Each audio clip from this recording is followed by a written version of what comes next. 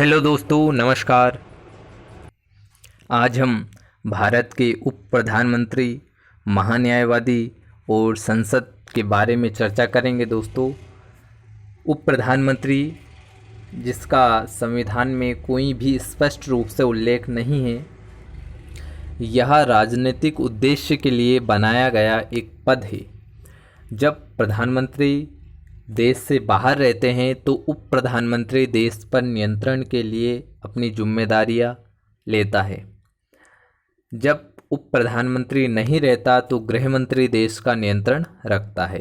तो दोस्तों, उप प्रधानमंत्री का यह कर्तव्य होता है कि जब प्रधानमंत्री देश से विदेश जाता है या कई अन्य देशों में अपनी यात्राएं करता है, उस समय या नई गतिविधियां संचालित करता है, तो उस समय देश में नियंत्रण के लिए उप प्रधानमंत्री की जिम्मेदारी बनती है।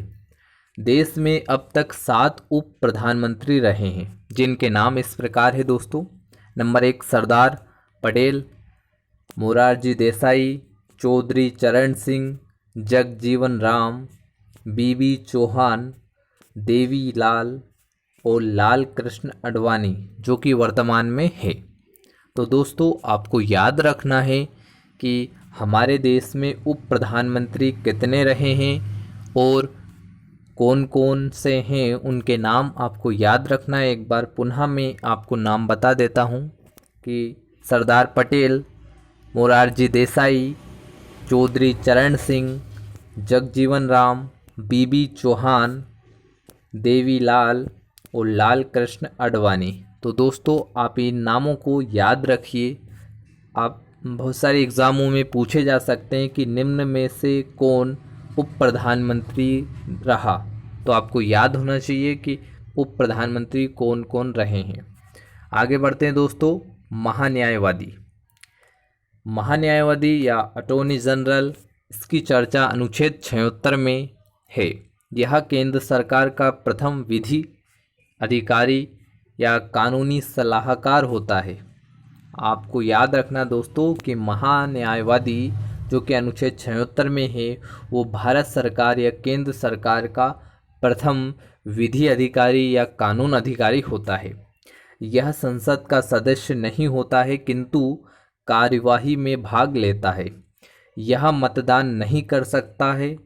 यह भी आपको याद रखना है कि संसद के दोनों सदनों में जब चुनावी प्रक्रिया होती है तो उसमें किसी प्रकार का मत इसके द्वारा नहीं दिया जाता है, और यह संसद की जो कार्रवाई में भाग लेता है लेकिन उसका सदस्य नहीं होता है। आपको याद रखना दोस्तों महान्यायवादी के बारे में ये जानकारी। यह पूर्णकालिक अर्थात 5 वर्ष के लिए नहीं होता है, अर्थात यह 5 वर्ष के लिए नहीं होता है। इसे राष्ट्रपति द्वारा हटाया जा सकता है। यह पूर्णकालिक नहीं होता, बल्कि यह राष्ट्रपति के प्रसाद पर्यंत अर्थात इच्छा अनुसार होता है। अर्थात राष्ट्रपति जब चाहे इसे अपने इच्छा अनुसार हटा सकते हैं। राष्ट्रपति के अंतर्गत यह अपना काम संचालित करता है। दोस्तों, जिस कारण यह निजी व्यक्ति का भी मुकदमा लड़ सकता है। इन्हें वेतन संचित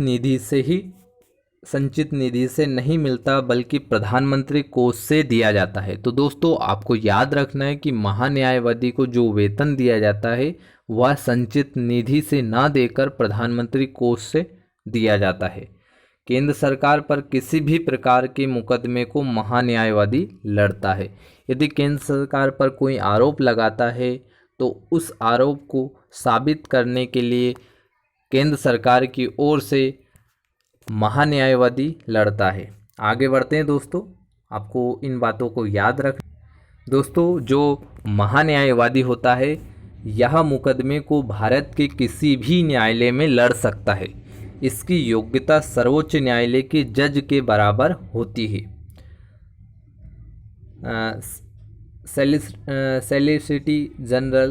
सॉलिसिटर जनरल सहायक देता है, अर्थात इसकी जो सहायता करता है वो इसका सहायक पद के रूप में सॉलिसिटर जनरल रहता है। एसजी को एडिशनल सॉलिसिटर जनरल सहायता देता है। दोस्तों वर्तमान महान्यायवादी के वेणुगोपाल है। आपको इस बात को याद रखना है कि वर्तमान महान्यायवादी के वेणुगोपाल है। आगे बढ़ते हैं दोस्तों। योग्यता, सरकार और कार्यक्षेत्र। सरकार जिसे अनुच्छेद 76 में महान्यायवादी है, जिसका पद हाई कोर्ट के जज के बराबर होता है और यह सुप्रीम कोर्ट में, हाई कोर्ट में तथा डिस्ट्रिक्ट कोर्ट में अपनी न्यायिक प्रक्रिया लड़ सकता है। तो आपको याद रखना दोस्तों कि महान्यायवादी किसी भी न्यायालय से लड़ सकता है, चाहे वह जिला न्यायालय हो, उच्च न्यायालय हो या सर्वोच्च न्यायालय हो।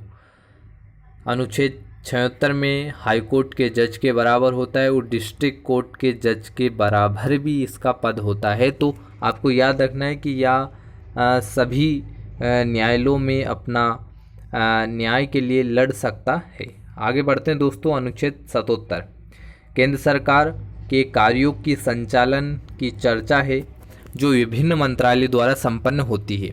राष्ट्रपति इनके कार्यों को आसान बनाने के लिए कानून बना सकते हैं। तो दोस्तों आपको याद रखना, अनुच्छेद 77 में केंद्र सरकार के कार्यों की संचालन की चर्चा की गई है। अनुच्छेद 78 प्रधानमंत्री का यह कर्तव्य होगा कि संसद के कार्यवाही की जानकारी राष्ट्रपति को दे। अर्थात दोस्तों प्रधानमंत्री का यह कर्तव्य होगा, या अनुच्छेद 78 में कहा गया है कि वह संसद की जो कार्रवाई होगी उसकी जानकारी राष्ट्रपति को देगा। अनुच्छेद और दोस्तों इसमें कहा गया है कि संसद भवन का निर्माण एडविन लुटियंस वेकर ने किया। पार्लियामेंट शब्द फ्रांस से लिया गया है, जबकि संसद की जननी यूके को कहते हैं।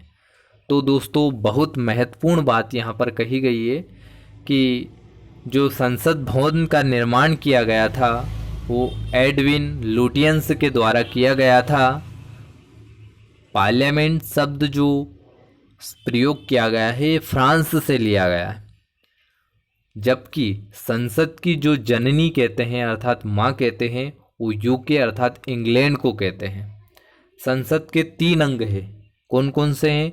एक है लोकसभा, राज्यसभा और राष्ट्रपति। तो दोस्तों आपको यह बात याद रखना है कि जो पार्लियामेंट शब्द है वो फ्रांस से लिया गया और संसद की जो जननी कहते हैं वो यूके को कहते हैं, और संसद भवन का निर्माण एडविन लुटियंस वेकर ने कराया था। तो आपको इन बातों को याद रखना दोस्तों। संसद किसी भी अंतर्राष्ट्रीय संधि था। संसद के 2 सदन होते हैं दोस्तों, एक होता है लोकसभा, एक होता है राज्यसभा। और आपसे पूछा जाए कि संसद के अंग कितने होते हैं, तो संसद के अंग 2 होते हैं, 3 होते हैं, लोकसभा, राज्यसभा और राष्ट्रपति। संसद किसी अंतर्राष्ट्रीय संधि समझौतों को किसी भी राज्य में लागू कर सकता है बिना उस राज्य की अनुमति के। दोस्तों संसद को यह अधिकार प्राप्त है कि वह किसी भी अंतर्राष्ट्रीय संधि या समझौते को किसी राज्य में लागू कर सकता है बिना राज्य की अनुमति लिए। तो आपको याद रखना दोस्तों, संसद को यह अधिकार प्राप्त होता है। संसद के बीच का भाग अर्थात सेंट्रल हॉल कहलाता है। विदेशी अतिथि सेंट्रल हॉल में ही भाषण देते हैं। तो आपको याद रखना है कि जो भी अतिथि आते हैं उन्हें सेंट्रल हॉल में भाषण के लिए प्रस्तुत किया जाता है, और संविधान का निर्माण सेंट्रल हॉल में ही बैठक के द्वारा हुआ। इसमें 1000 तक आदमी बैठ सकते हैं, अर्थात सेंट्रल हॉल है उसकी जो बैठक की जो क्षमता होती है लगभग 1000 व्यक्ति वहाँ पर बैठ सकते हैं। तो दोस्तों आपको याद रखना है इन सभी बातों को।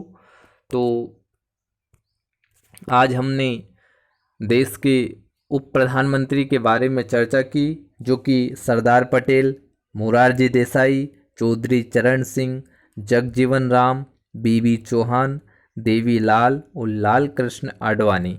इन सभी नामों को आप भी याद कर लीजिए, क्योंकि बहुत सारे एग्ज़ामों में पूछे जा सकते हैं कि निम्न में से कौन उप प्रधानमंत्री रहे। और दोस्तों हमने महान्यायवादी के बारे में पढ़ा, अनुच्छेद जो कि 76 में उनका वर्णन किया गया है। इनका पद सर्वोच्च न्यायालय के जज के बराबर होता है। तो दोस्तों आपने वीडियो को पूरा देखा, इसके लिए धन्यवाद। वीडियो को शेयर करिए, लाइक करिए, कमेंट करिए। धन्यवाद दोस्तों।